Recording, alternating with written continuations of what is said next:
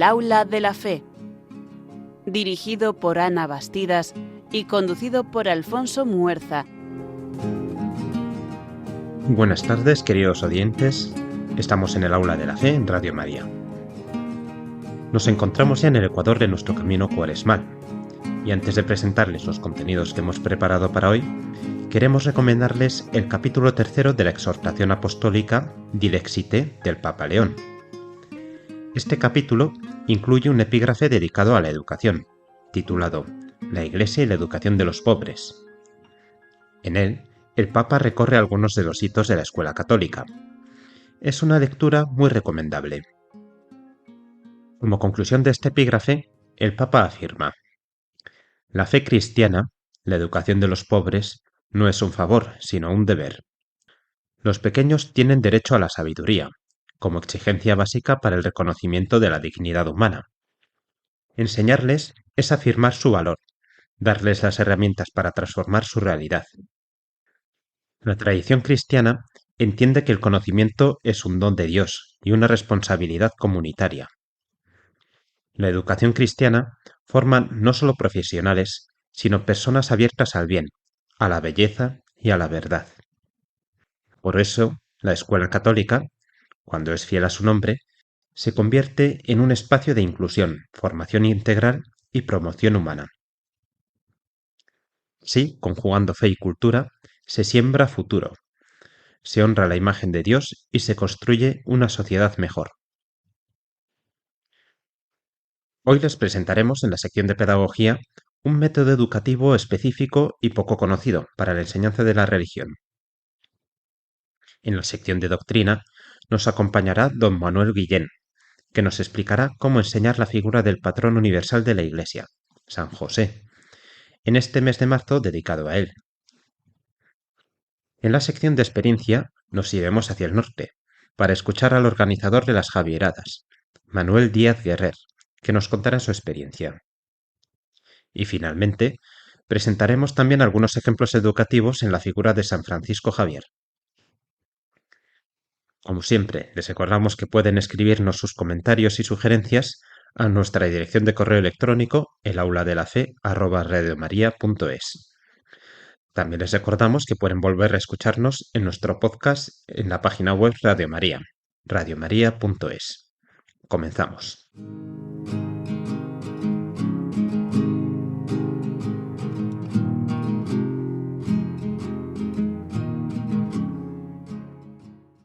Arrancamos como cada día nuestra clase en el aula de la fe, nuestro bloque de educación, bloque de pedagogía. El tema de hoy, la verdad que me interesa mucho y creo que a ustedes les va a gustar también. No sé si han oído hablar del método Godly Play.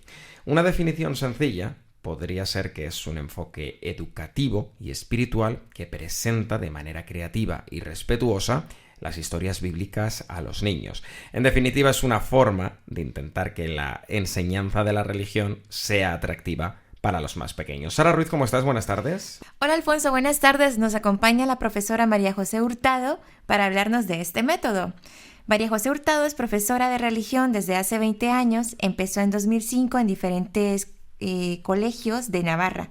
Actualmente está en Doña Mayor. Lleva ahí desde el 2008. Es licenciada en Magisterio con especialidad en Educación Infantil. También estudió el bachiller de Teología. Tiene la DECA, que es la Declaración Eclesiástica de Competencia Académica. María José, bienvenida de nuevo a Radio María. Hola, buenas tardes. ¿Cómo describirías qué es el Godly Play a quien nunca ha oído hablar de él?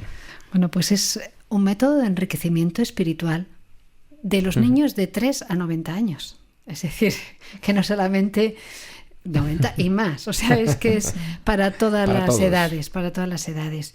Es un método de enriquecimiento espiritual. Es un método que sigue los principios de María Montessori, principios pedagógicos de María Montessori. Entonces, le da mucha importancia al ambiente preparado y a los materiales que son sensoriales, que el niño, bueno, pues que puede percibir desde el tacto, la vista, el olfato, bueno, pues eso. Y entonces el espacio de una sala Godly Play está dividido por los 3 géneros que se trabajan en el método.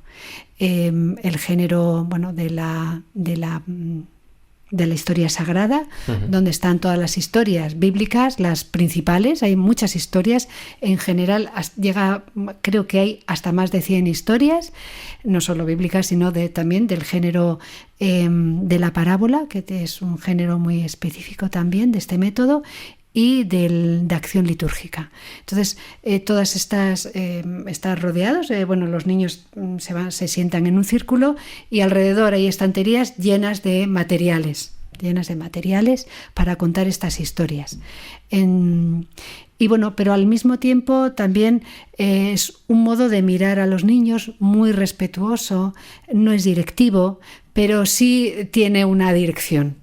Es una dirección muy clara de acompañar a los niños y sobre todo de ofrecer un lenguaje cristiano, que mediante el cual ellas pueden expresar esas vivencias que tienen ya en sí mismos de Dios, ¿no? Entonces, esto, claro, dista mucho de la enseñanza religiosa más tradicional. Tú que tienes una dilatada trayectoria como profesora de religión de más de 20 años, ¿cómo eran tus clases, por ejemplo, a niños de 6 años antes de que apareciera este método y cómo son ahora?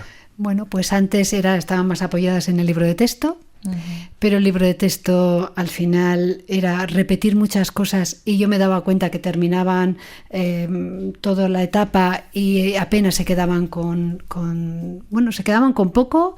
A ellos les costaba y a mí también me costaba.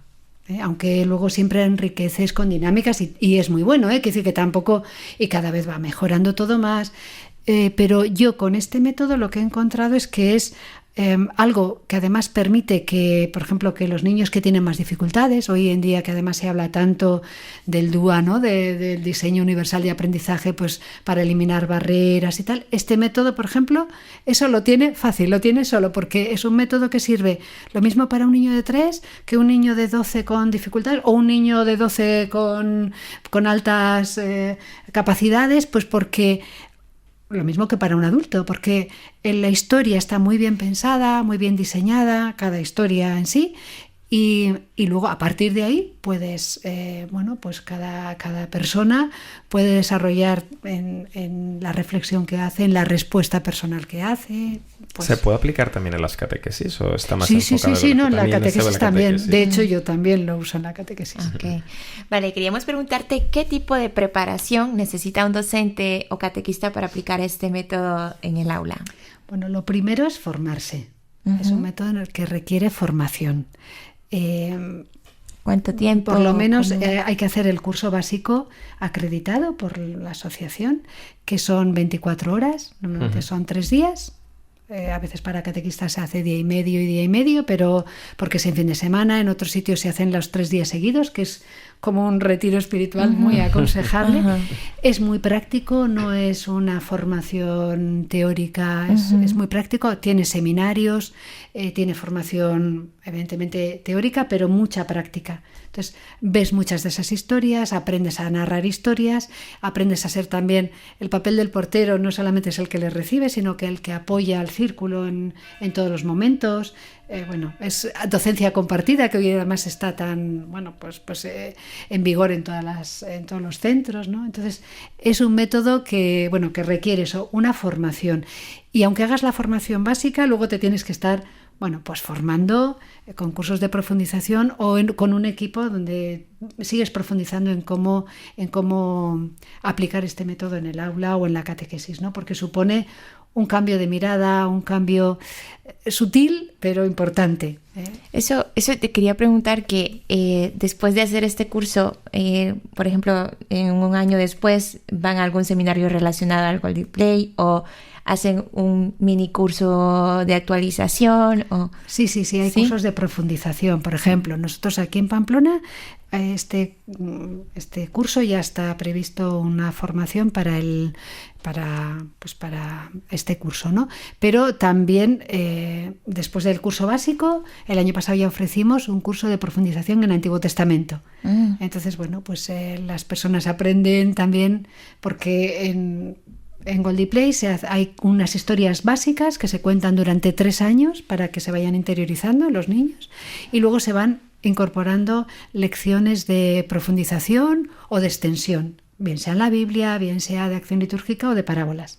Desde tu punto de vista y desde tu experiencia, ¿qué resultados se obtienen? Es decir, ¿cuál es la reacción o cómo reaccionan los niños cuando experimentan este enfoque por primera vez?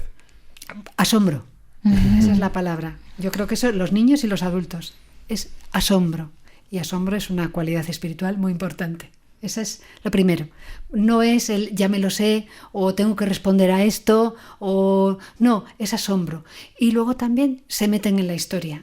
Los niños y los adultos. Bueno, los adultos pero tienen más dificultad. Perdona que te interrumpa. O sea, ¿de verdad los adultos tienen...? Porque pensaba que lo decías como que puede servir, pero ¿se hacen verdaderamente cursos y clases para adultos? Sí, Goldie Play también se hace también para con adultos. Vale, yo que decías desde los 3 hasta los 90, pero pensaba que era como una forma de hablar. O sea, verdaderamente... Sí.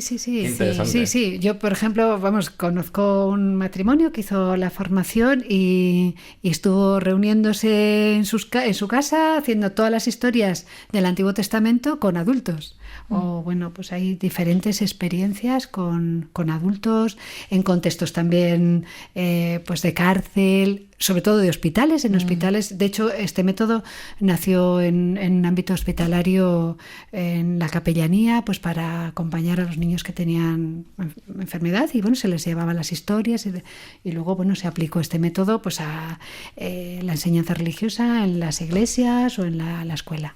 Sí. Vale, te queríamos preguntar, ¿qué papel tiene el educador en este enfoque? ¿Como un narrador, un guía, un acompañante? Sobre todo es guía. Es guía. Guía que tiene... Ese guía tiene como dos papeles de cuidar ese círculo. Como el que narra tiene su papel, que además está muy cuidado y muy bien expresado. El que narra, lo que decía, se tiene que preparar bien la historia, guía, se centra primero en la historia, guía el diálogo, la expresión, y la persona que hace de portera, aparte de acoger, luego en el tiempo de respuesta acompaña sin dirigir excesivamente, pero sí guía esa respuesta, guía al niño que está más bloqueado, guía, bueno, pues las interrupciones también, ayuda cuando hay interrupciones o hay disrupciones, que también, bueno, pues en los círculos no todo el mundo está ahí, bueno, pues son niños y a veces ocurren, entonces bueno, pues entre las dos personas se ayudan. Y si tú estás, pues también tienes ese papel de guiar pues para la escucha, para la acogida, para el diálogo. Bueno.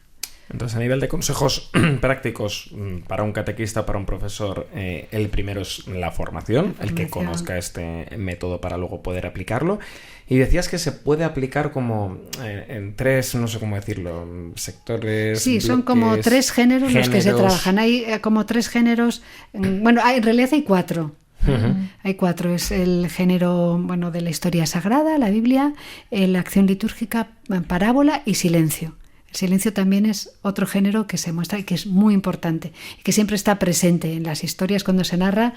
Es impresionante cuando narramos las historias el silencio que se hace. Y os puedo contar lo de esta mañana con los de 4 años, la historia del buen pastor, que es de género de acción litúrgica, y también de parábola, con otros materiales. El buen pastor se cuenta como parábola, pero hoy, por ejemplo, era género de acción litúrgica, que es el buen pastor y la comunión mundial. Entonces, tiene muy pocas palabras, el narrador apenas habla, entonces tiene el material, es 2 círculos verdes. En el primer círculo está el corral, el redil, con las ovejas, el buen pastor delante de la puerta, y en el otro círculo una mesa.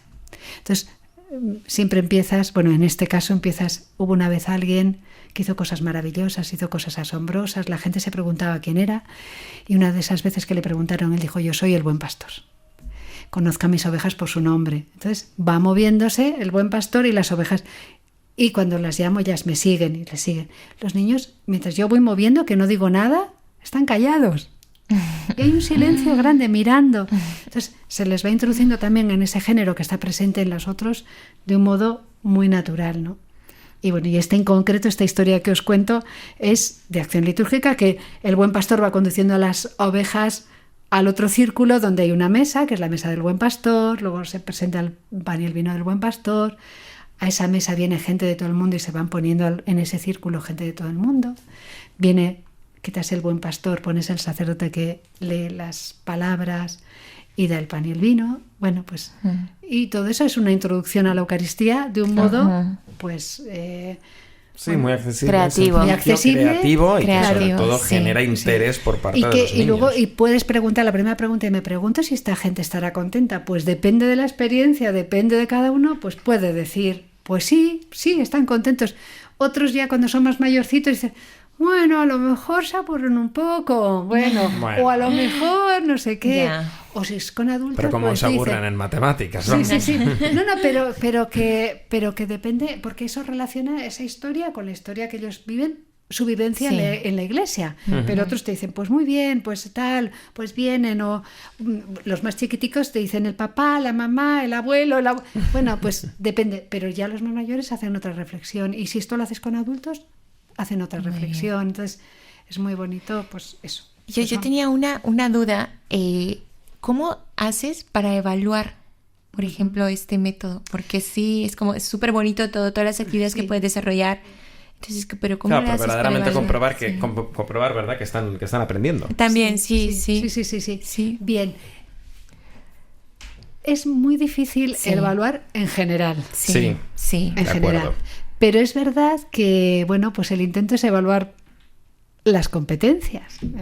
Evaluar si... Yo ahí trato de hacer en la programación, ver qué temas estoy trabajando y qué competencias estoy trabajando, ¿no? Por ejemplo, si en el tema bíblico, bueno, pues si conocen la Biblia, si relacionan los personajes. Yo eso lo voy observando también mucho, recojo mucho y observo muchísimo y voy llevando un registro, si van conociendo, si no, si las respuestas se aparecen los personajes que vamos mostrando, si no, bueno, pues es un poco así. Si realizan las actividades propuestas, bueno, si participan en el diálogo, si muestran interés en participar, todo el trabajo también que luego se plantea en equipo, es decir, sí voy evaluando a través de la observación. Tampoco antes hacía exámenes o pruebas así súper objetivas, pero sí van haciendo su cuaderno y yo voy viendo en el cuaderno que van reflejando o en las hojas. Bueno, pues es un Las poco conoces así. Y es bien. norma de los colegios que la profesora de religión o el profesor de religión nunca suspende. Que hay que María José Hurtado, profesora de religión, muchas gracias por haberte acercado de nuevo al aula de la fe. Ha sido un placer. Gracias. Están escuchando Radio María, un momento.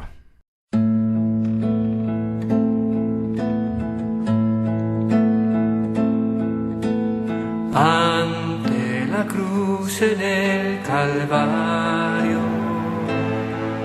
los soldados, fariseos y la turba, todos le han abandonado, solamente ha quedado María y el discípulo amado. Ahí tienes a tu hijo, y al discípulo amado le dijo, ahí tienes a tu madre. Cuán dichoso Juan, el primer hijo, después de Jesús el primer hijo, estuviste con María ante la cruz, y por eso recibiste de Jesús a María como madre. Muy valiente y arrojado y muy enamorado hay que ser para estar con Jesús en la cruz clavado, poder recibir de boca de Jesús a María como madre. Quiero ser como tú, Juan, el discípulo amado. Cuán dichoso Juan, el primer hijo, después de Jesús el primer hijo, estuviste con María ante la cruz y por eso recibiste de Jesús. A María como madre, muy valiente y arrojado y muy enamorado hay que ser para estar con Jesús en la cruz clavado y poder recibir de boca de Jesús a María como madre. Quiero ser como tu Juan, el discípulo amado. Estamos en el mes de marzo dedicado a San José y con motivo de esta festividad viene con nosotros don Manuel Guillén Pascual. ¿Quién es don Manuel Guillén Pascual? Don Manuel Guillén nació en 1975 en Jaén, estudió farmacia en la Universidad de Granada, posteriormente se dedicó a trabajar en un colegio, es doctor en teología moral y fue ordenado sacerdote en 2012. Actualmente se dedica a labores de formación con jóvenes. Don Manuel, bienvenido a la Radio de la Virgen. Muchísimas gracias por la invitación. ¿Qué tal estáis? Muy bien.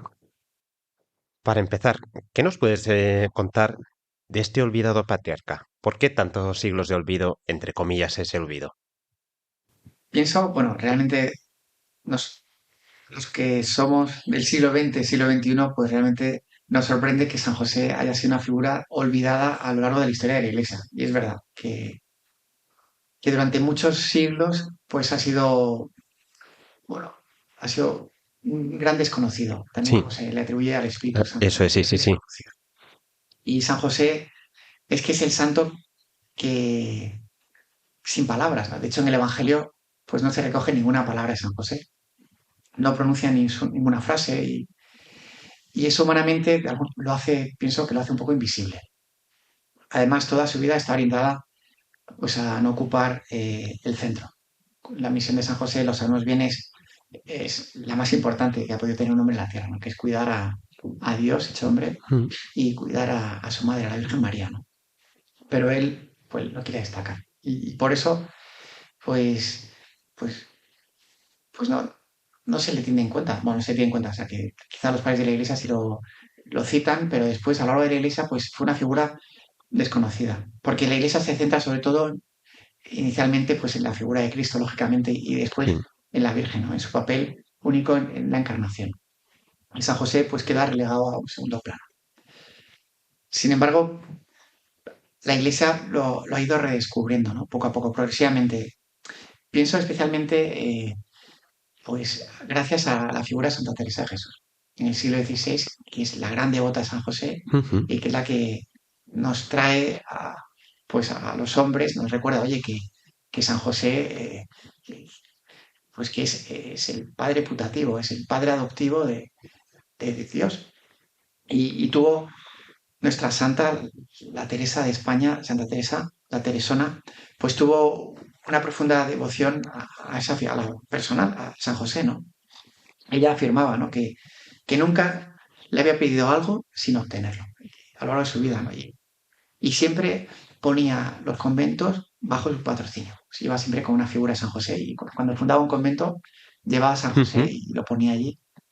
Y difundió pues, su papel como protector, como intercesor y como modelo de vida interior. De hecho, ella misma escribe que San José es maestro de oración y padre espiritual. Y no solamente es una figura silenciosa del Evangelio. San José María, pues decía de San José que era el hombre del encogimiento de hombros, ¿no? Pues que ante todo lo que fue sucediendo a lo largo de su vida, tanta incomprensión. De hecho, bueno, pues ahora en el mes de marzo estamos viviendo los 7 domingos de San José, que empezó hace ya un par de domingos, donde la Iglesia tiene esa costumbre estupenda de meditar los gozos y los dolores de San José, ¿no? Y a veces, pues eso, ¿no? Pues que su amada, su prometida, de repente está embarazada y no sabe de quién, ¿no? Pues San José no duda de la Virgen, encoge los hombros y dice, bueno, pues se da cuenta que María es mucha María y que es una cosa de Dios, pero se quiere quitar del medio, ¿no? Y es, pues eso, es padre espiritual Y no solamente es una figura silenciosa. Después de Santa Teresa, pues gracias también pues, al impulso pues, de los papas, por ejemplo, el Papa Pío IX pues, Ujú. lo proclama como patrono universal de la Iglesia, pero eso es en 1870. Y posteriormente, pues la figura de San José está mucho más presente, ¿no? Pensaba también en otro santo español, San José María, ¿no? Que le tenía especial devoción. De hecho, su nombre le decía que se le leía su nombre pues a San José y a la Virgen María, ¿no? Y de hecho él quiso unir los dos nombres pues para no separar a San José de la Virgen. Y para San José María, la figura de San José pues era un modelo de trabajo santificado. Un hombre que trabajaba muy bien, un padre de familia fiel, responsable, un hombre corriente, silencioso, que procuraba hacer la voluntad de Dios en lo cotidiano, ¿no? Y también, pues como Santa Teresa, ¿no? Pues era maestro de la vida interior en medio del mundo. Y San José lo que nos enseña en el fondo con su pasar oculto durante tantos siglos es que la santidad no es siempre visible, pienso yo, ¿eh? Que se vive muchas veces en la fidelidad cotidiana, en el trabajo, en el silencio, en la obediencia confiada a Dios y en lo oculto. Ujú. Vale. ¿Y qué nos puede enseñar a todos los cristianos esa figura de paternidad de San José? ¿En qué nos ayuda en nuestra vida de fe? Pues pienso que la paternidad de San José, bueno, eso lo sabemos todos, ¿no? No es una paternidad biológica. Sí. De hecho, los Josés, Pepe viene de padre putativo, o sea, pero plenamente la paternidad de San José respecto a Jesús es una paternidad real. Él recibe de Dios pues una misión impresionante, ser el padre del Hijo de Dios en la tierra. ¿Y cómo ejerce San José esa paternidad? Pues, pues protegiendo. En primer lugar, pues, no sé, pensamos la huida de Egipto, ¿no? O sea, que cómo San José en sueños recibe ese encargo, ¿no? Vete a Egipto, ¿no? Que quiere matar a Jesús. Herodes persigue a todos los niños que han nacido en los últimos 2 años, pues deja su trabajo, deja su casa, bueno, se va con María y con el niño. Tiene que practicar su oficio en un nuevo Mm. sitio, con un idioma nuevo, pero él protege, ¿no? Y protege también a María, lógicamente, pues en un camino a Egipto, pues que pues probablemente lleno de bandidos, de asaltadores, de caminos. También San José, de alguna manera, ejerce esa paternidad dando una identidad a Dios hecho hombre, dándole un nombre, Jesús. Mm. Dice, su nombre no, todo el mundo esperaba que se llamase como él. Dice, no, se va a llamar Jesús. También pienso, San José enseña de alguna manera, acompaña a Dios, que es hombre, a Jesús, se Sí. acompaña a rezar, que es impresionante. O sea, como San José iba a la sinagoga todos los sábados, pues con su hijo, y la Virgen les acompañaría hasta parte del camino, ya los despediría porque las mujeres no iban a la sinagoga, y iban vestidos con sus filacterias, pues a rezar. Dios hecho hombre que reza a su Dios Padre en la sinagoga, ¿no? Y también pienso que San José ejerce su paternidad pues enseñándole a su hijo a trabajar. Mm. Bueno, pues Dios nuestro Señor pues fue el carpintero, ¿no? De Sí. Nazaret y aprendería a trabajar y a trabajar bien con el trabajo pues que hacía su padre, ¿no? Por eso pienso que San José nos ayuda hoy pues de muchas maneras, ¿no? A entender que en el fondo que ser padre o ser madre es ante todo custodiar una vida confiada por Dios. Y bueno, pues en el fondo ejercemos esa paternidad Sí. pues también a vivir una fe concreta, pues hecha pues con pues de decisiones, ¿no? Y no de discursos, ¿no? Obras son amores y no buenas razones. San José pues no dice cosas bonitas en el Evangelio, pero se ve que sabe querer, Sí. es un hombre que sabe querer, ¿no? Y también San José nos enseña y nos ayuda pues a confiar cuando no entendemos. San José pues no comprende todo, lógicamente, pero obedece, ¿no? Pues no comprende que su mujer esté embarazada por otro. Y de hecho él decide renunciar, repudiar a su mujer en secreto. Es decir, él piensa que la Virgen no ha hecho nada malo, no la acusa de adulterio y él lo que decide es irse de allí, sabiendo que no va a volver a Nazaret porque era un traidor, había abandonado a su Mm. mujer con un hijo. Y él decide eso antes de dejar públicamente mal a la Virgen. Él obedece, se da cuenta que hay algo secreto. Y cuando el ángel le dice, oye, que vas a ser el padre vas a tener que custodiar a un niño, que ese niño de la María es fruto del Espíritu Santo, pues él acepta el encargo, aunque no termina de entenderlo porque es muy complejo, Sí. y cumple esa voluntad. ¿Y cómo podemos hacer para promover la devoción de San José desde temprana edad? ¿Qué podemos hacer nosotros? Me hace mucha ilusión que me preguntes esto. El otro día estuve cenando con una familia muy buena que me regalaron un buen taco de estampas de San José. Dijeron, "Vale, nosotros es que le tenemos muchísima devoción a San José y por favor, difunda la devoción a San José", cosa Anda, sí. que me hizo mucha gracia. Pero pienso que podemos promover este conocimiento, esta devoción a San José, en primer lugar, presentándolo como una figura cercana, no como, no sé, como, no sé, un personaje mítico, pues que no se sabe ya si San José es un hombre real que trabajó, que cuidó, que se preocupó de su familia, ¿no? Y pienso que, bueno, pues que hay una serie de claves pedagógicas que tanto a padres como a profesores nos puede servir, ¿no? En primer lugar, pienso que ver y contar su historia, que es real, pero como una aventura. Y también a los niños también les sirve mucho, pues, hablar de los sueños de San José. Papa Francisco habla mucho de los sueños de San José, los viajes de San José, los peligros y toda la confianza que tiene San José puesta en Dios. También pienso que ayuda mucho mostrarlo como modelo de virtudes concretas, ¿no? Pues el modo de trabajar, pues cómo le enseñaría a trabajar San José a su hijo, ¿no? Pues no haría una mesa pues con las patas cojas, ¿no? La mesa coja o Sí. una silla, como las haría con mucho cariño. Probablemente los clientes de San José estarían encantados. Tendría lista de espera, gente, por favor, porque trabajaba bien. Procuraría no hacer chapuzas y trabajaba con esfuerzo. No me imagino a Jesús haciendo milagros en la iglesia Sí. de José. San José no se lo permitiría, oye, hay que hacer bien las cosas. Nada, pues con esfuerzo, con responsabilidad, con fidelidad, con servicio. Y también pienso que ayuda mucho integrar a San José en nuestra vida de oración familiar, pues pedirle ayuda, ¿no? Pedirle pues a San José, por ejemplo, por los sacerdotes, para que Dios nos mande vocaciones de sacerdotes a la iglesia, pedirle a San José que nos ayude pues a entender los misterios de Dios. A veces cuando dices, es que no entiendo por qué me pasa esto, ¿no? También contar con San José las dificultades cotidianas, ¿no? Veo que, pues eso, en muchas familias pues se cuenta con San José para tantas cosas, ¿no? Y también para la fidelidad, tanto sea en el matrimonio, pues también para una fidelidad de entrega pues en la vida consagrada, en el sacerdocio, en el celibato apostólico. Y además pienso que es importante unir a San José pues con el niño Jesús, con el niño Dios. A los niños pienso que les ayuda mucho esta idea, ¿no? Bueno, que tuvo un papel de cuidar, que le protegió, que le enseñó a vivir.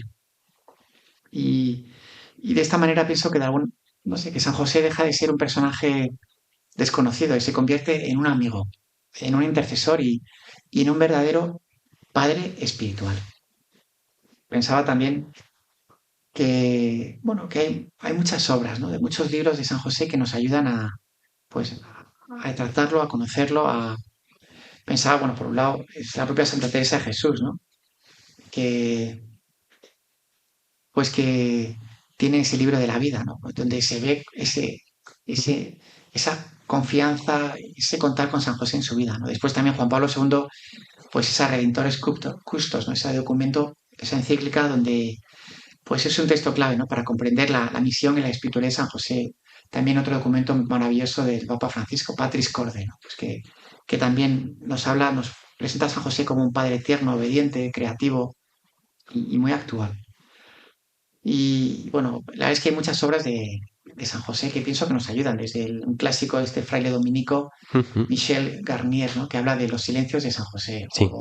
O San José María también tiene una homilía estupenda en Es Cristo que pasa, hablando hablando de San José, que ayuda mucho, ¿no? Como modelo de trabajo, como modelo de vida ordinaria.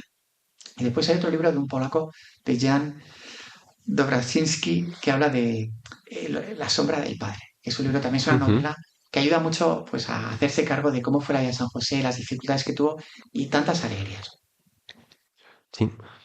Vale, pues con todas estas ideas y reflexiones nos despedimos de don Manuel. Don Manuel, muchas gracias por venir a la Radio de la Virgen. Pues gracias a vosotros y ojalá en este mes de marzo podamos descubrir los tesoros pues que la Iglesia nos da, ¿no? Que Dios nos da, quizá pues concretamente pues con la compañía discreta de San José, ¿no? Pero que sí, muchas gracias. A vosotros. Les dejamos con una música y enseguida volvemos.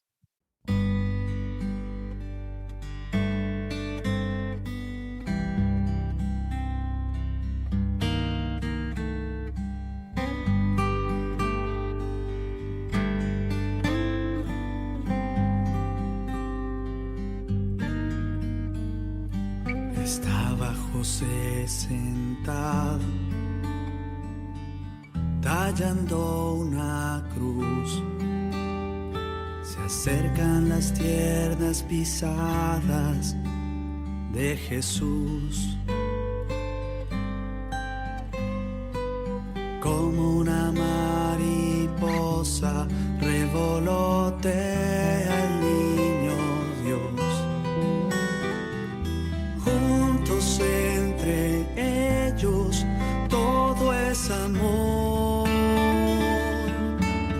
Y se juntaron sus manos. José al cielo subió, viendo a su niño clavado, como su sangre derramó. Porque mi niño se muere, porque con tanto dolor atravesaban sus manos. Dime por qué, mi Dios.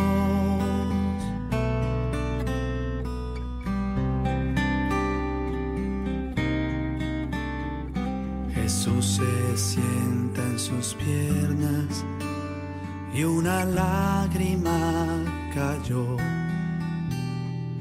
El llanto de San José al pequeñito cubrió. No llores tanto, mi padre, nunca te voy a dejar. Juntos como carpinteros vamos a trabajar. Y se juntaron sus manos. José al cielo subió, viendo a su niño clavado, como su sangre derramó. Porque mi niño se muere, porque con tanto dolor atravesaban sus manos. Dime por qué, mi Dios. Dime por qué, mi Dios. Dime por qué, mi Dios.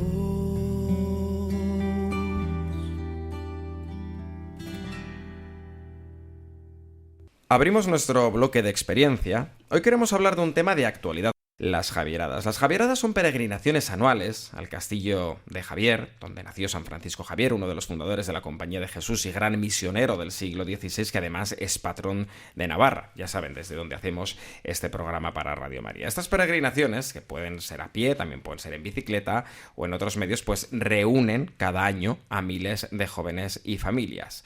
Como acto de fe, que son también estas Javieradas, están pues muy relacionadas con las catequesis, y es por ello por lo que un día más hemos invitado a Manuel Díaz Guerrero, que, Sara, recuérdanos, forma parte de la Delegación Diocesana de Misiones. Eso es, y es que pues Manuel Díaz tiene estudios de teología de la Universidad de Santiago de Compostela y por los momentos pues funge como responsable de animación misionera de obras misionales pontificias. Manuel, bienvenido de nuevo.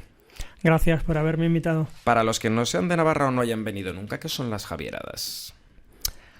Es una pregunta muy buena, porque incluso aquí en Navarra no se tiene muy claro qué es la Javierada. Se sabe que tiene que ver con Javier y con el castillo. Pero como trasciende totalmente el ámbito de la fe, pues la mezcla es tal que no todo navarro te llega a explicar bien. Sabe que es ir hasta Javier, ¿no? Y sabe que hay una misa. Pero como hay tanta gente haciendo deporte de todo tipo, que si bicicleta, que si tanta gente que no lo hace por motivo de fe, yo soy consciente de que la Javierada trasciende lo religioso. No siempre tiene el punto de vista de que la Javierada es una peregrinación convocada por el señor arzobispo hacia la tierra del patrono de las misiones, sin más. ¿Qué podemos hacer para dar a conocer cuál es el verdadero sentido, ¿no?, de estas peregrinaciones? Bueno, pues sobre todo cada vez que nos invitan a medios o hablamos de las Javieradas, tenemos muy claro que el San Francisco Javier, patrono de las misiones, convocatoria de la Iglesia, y además que tiene 3 momentos fundamentales, que es el Vía Crucis, que es lo que realmente organiza la diócesis. La diócesis no organiza ningún camino. La diócesis organiza el primer momento fuerte, que es el Vía Crucis, la reconciliación, la confesión cuando se llega a la plaza, y la celebración de la Eucaristía. O sea, que no solo es una peregrinación, sino que es un momento de fe fuerte. En las catequesis aprendemos muchos valores y se transmiten muchos valores. Imagino que estos valores también se transmiten y se ponen en práctica durante una Javierada. Sí, sobre todo cuando les hablas a los chavales, bueno, a los pequeños y a los jóvenes, incluso cuando les hablas de la figura de San Francisco Javier, que no siempre es tan conocida, se quedan un poco como alucinados, porque le dices, pero vamos a ver, San Francisco Javier fue joven, de una familia con dinero, se va a París para tener grandes estudios y conocer un buen puesto. Y luego resulta que conoce a un amigo que es San Ignacio de Loyola y en un momento dado le hace una pregunta que es clave y le dice, pero vamos a ver, ¿a ti de qué te vale tenerlo todo si pierdes tu vida? Y ahí le cambia todo, ¿no? Entonces, un chaval joven, atlético, deportista, con dinero, con posibilidad de poder ser lo que quiera en la vida, lo deja todo por vivir el Evangelio y descubre que ahí es donde encontró la verdadera felicidad y la verdadera libertad. Yo creo que en ese sentido San Francisco Javier es súper actual, es un personaje muy actual. Eso es. Vale, te queríamos preguntar también, ¿cómo complementa una Javierada lo que se aprende en una catequesis, por ejemplo? ¿Qué relación podrías encontrar entre la Javierada y las catequesis? Bueno, normalmente la catequesis indudablemente es un espacio donde, aunque puedas dar testimonio, los conceptos y las ideas son importantes. Tienes que transmitir muchas ideas. Y en esa catequesis yo creo que es importante que el chaval entienda que hay una experiencia que es la que marca el antes y el después. Valga la redundancia. La experiencia en sí misma, ¿no? Entonces, ¿qué te ofrece la Javierada o una peregrinación? Vivir aquello de lo que te han hablado en la catequesis, tener una experiencia de peregrinación, de encuentro, de oración, de sacrificio, sí, del compartir, pero no solo a nivel fiesta, sino de compartir en la celebración. Entonces ahí es donde catequesis y vida se dan de la mano y creo que a los chavales les viene muy bien. Para que los catequistas apunten, ¿verdad? Esa importancia también de experimentar, no solo de recibir conocimiento teórico, por decirlo de alguna forma, sino de la posibilidad de experimentarlo. Tú habrás participado en muchas Javieradas, imagino, o no has tenido la oportunidad. Muchas no, porque cuando participé en un par de ellas me hicieron responsable de la Javierada. Ajá. Llevo responsable de la logística pues unos 15 años. Wow. Entonces la logística de una Javierada es muy compleja. Claro, no. Imagino. Es amplísima, necesitas muchísimos voluntarios, grupos, tenemos varias comisiones, entonces no me permite hacer una Javierada. Sí que es cierto que durante toda esa semana yo tengo que estar disponible las 24 horas del día por cualquier cosa que surja. Pero bueno, es otra manera de vivirla. La pregunta me sirve igual, efectivamente, porque es otra manera de vivirla. ¿Cuál es la sensación que te queda una vez que has terminado? Una vez que llegas a casa el sábado por la noche, ¿verdad? Del segundo fin de semana en la que se celebra, llegas a casa, ¿cuál es la sensación que te queda? Una gratitud increíble. Primero, como he dicho al principio, no soy navarro y llevo 15 años organizando las Javieradas, ¿no? Y llevo 15 años escuchando que la Javierada trasciende lo religioso y demás. Bueno, yo he visto en Javier nevando, lloviendo, con viento, a 7.000 personas en la misa y familias con niños. Claro, la no suerte que tengo es que como tengo que estar encargado de la logística, tengo que estar detrás de todo y en nada. Pero la gratitud tremenda que tiene la gente hacia nosotros cuando dice, jo, gracias, cuando te cuentan la experiencia que has vivido, dices, jo, pues formo parte de eso, ¿no? Cuando hay gente que te llama diciendo que ha sido una experiencia increíble y agradeciéndote todo lo que has hecho, sentirte partícipe de eso, llegas a casa con mucho cansancio, con la tensión que se te va y con una gratitud enorme por formar parte de algo tan bonito y tan fuerte como es una peregrinación a Javier. ¿Y cómo se puede integrar esa experiencia para que luego pase a ser útil en la vida de cada uno y las catequesis en particular, que es de lo que nosotros hablamos, pero cómo se puede integrar todo eso? Bueno, En la catequesis yo creo que es sencillo, ¿no? Si algún crío ha hecho alguna Javierada chiqui o ha hecho una Javierada o ha ido con los papás y demás, se le puede hablar de cosas que son muy entendibles, del sacrificio y del sufrimiento porque cuesta mucho hacer una Javierada, porque llegan muy cansados, ¿no? Y cómo se les explica que a veces en la vida la fe y el amor no están exentos de sacrificio. Eso es. Que en cuanto huyan de vivir la vida con cierto sacrificio, pues no van a conseguir saber qué es el amor, qué es la fe, qué es la amistad, y que asumir ese pequeño sacrificio que hacen, como en una Javierada, en la catequesis se entiende perfectamente, es formar parte de una movida muy bonita que es formar parte de los amigos de Jesús, ¿no? Que han descubierto que los momentos de cruz son momentos de vida. Y yo creo que si se les explica bien, lo entienden. Y es donde ves ahí también a Jesucristo en medio, ¿no? De tu sufrimiento, de tu ofrecimiento, claro, de tus debilidades. Porque de hecho, aunque ellos son pequeños, tienen momentos de sufrimiento. Sí. En el cole, con algunos amigos, tienen. Entonces, la cuestión es, se les puede explicar fácilmente en la catequesis que la fe no elimina sufrimiento ninguno. Lo que sí que hace es que le da sentido. Y hace que tu sufrimiento y tu soledad tengan sentido, ¿no? En ese sentido, ir de la mano de Jesús es, pues bueno, vivir con sentido. No sufrir menos, pero vivir con sentido. Sí. No, pero buenos consejos también para que los catequistas los transmitan. ¿Y qué acciones hacéis en la delegación para animar a que las personas participen en este tipo de peregrinaciones, en las Javieradas en concreto, pero también en otros actos que se pueden hacer a lo largo del año? ¿Cómo buscáis esa animación? Bueno, a lo largo del año es que tenemos diferentes actividades, ¿no? La Delegación Diocesana Misiones no solo se dedica a la animación, sino al contacto directo con los misioneros, a la acogida. Tenemos muchísimos materiales, trabajamos mucho en las redes sociales, el encuentro con equipos, como es el voluntariado, con jóvenes. En ese sentido nuestra actividad es bastante amplia. En los últimos años pues hemos tenido que ponernos las pilas con el tema de las redes sociales porque bueno, hay que estar ahí, ¿no? Nos ha costado entender que no es un sitio donde se comparten cosas, sino que es un espacio donde la gente convive y tiene la misma búsqueda que en la vida real, ¿no? La búsqueda de sentido, de qué sentido tiene el sufrimiento, de qué sentido tiene mi vida, de qué es el amor, la amistad, la felicidad. Pues también estamos ahí. Pues como hemos dicho, las peregrinaciones y las catequesis están estrechamente relacionados, ya que ambos buscan, pues eso, profundizar la fe y la misión de la Iglesia.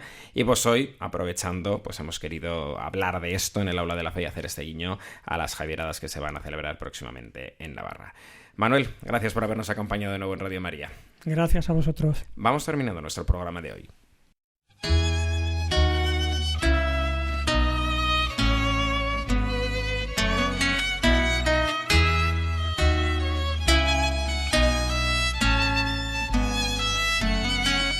Amarte a ti, Señor, en todas las cosas y a todas en ti, en todo amar y servir, en todo amar y servir.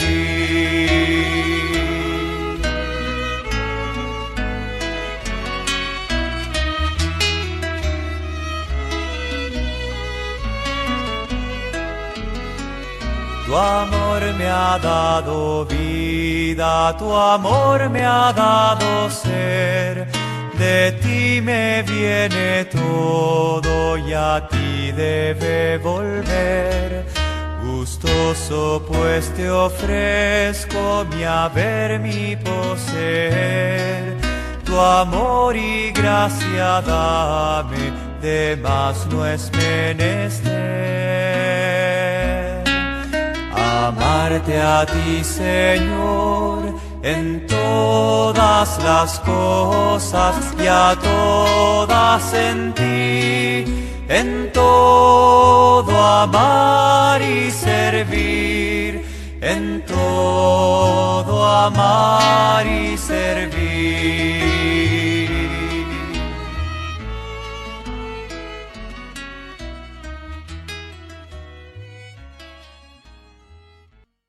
Llegamos al final de nuestro programa, como siempre, acompañados de la vida de un santo.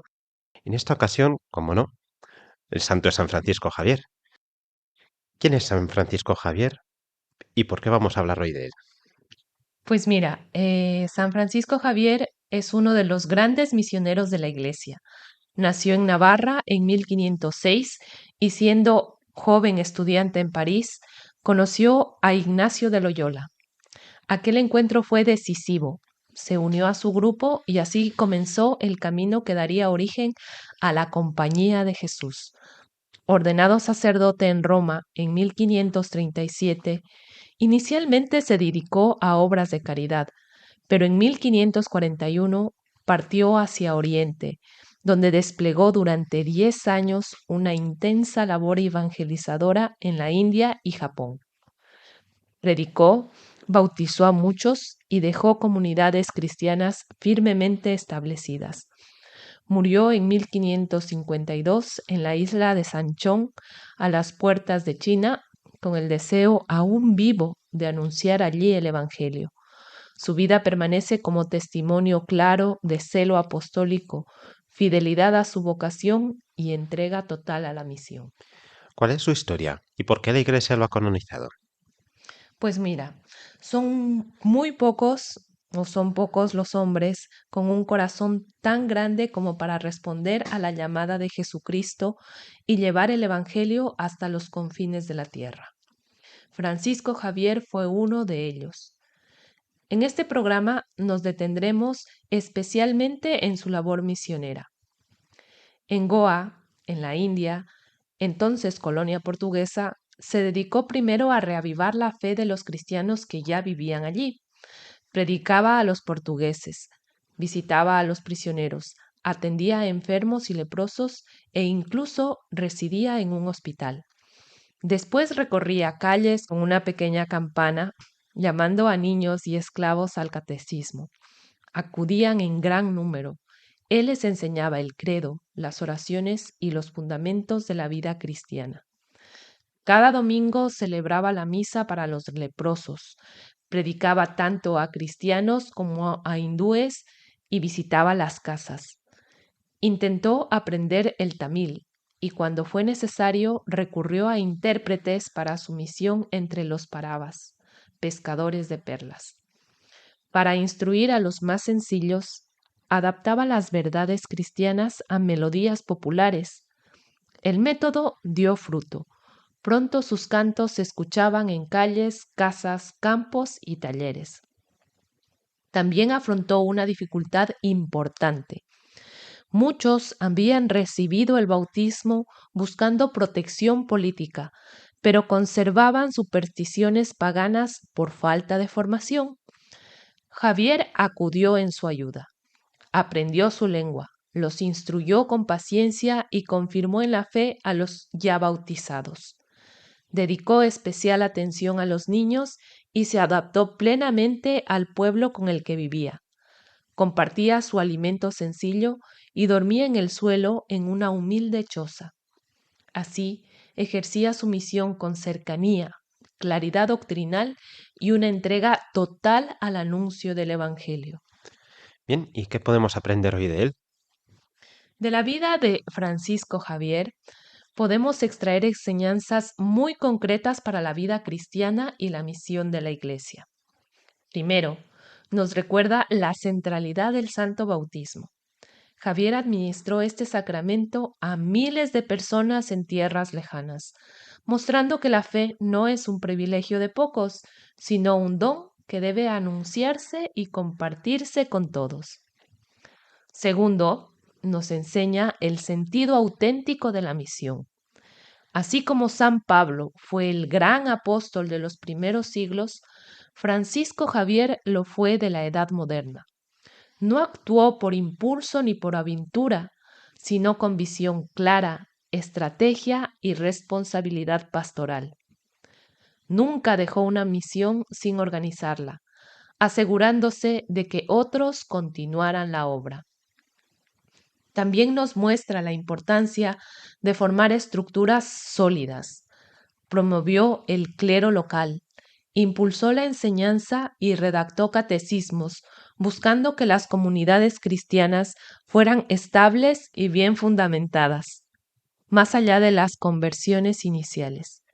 Finalmente, Su vida demuestra que la eficacia apostólica no depende solo de cualidades humanas, como la salud, inteligencia, trato personal o valentía, sino sobre todo de la santidad personal. Esa coherencia de vida fue la que sostuvo su obra y permitió que el Evangelio echara raíces en el Extremo Oriente.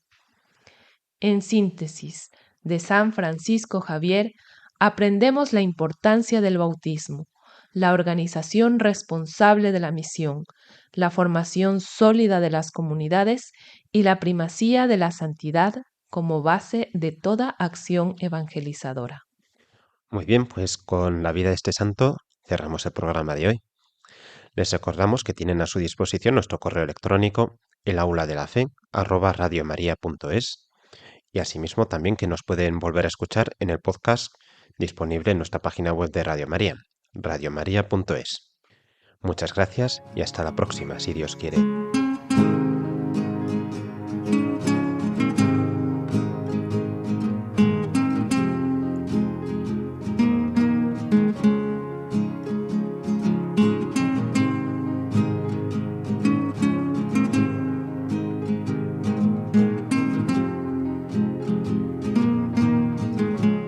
El Aula de la Fe, dirigido por Ana Bastidas y conducido por Alfonso Muerza,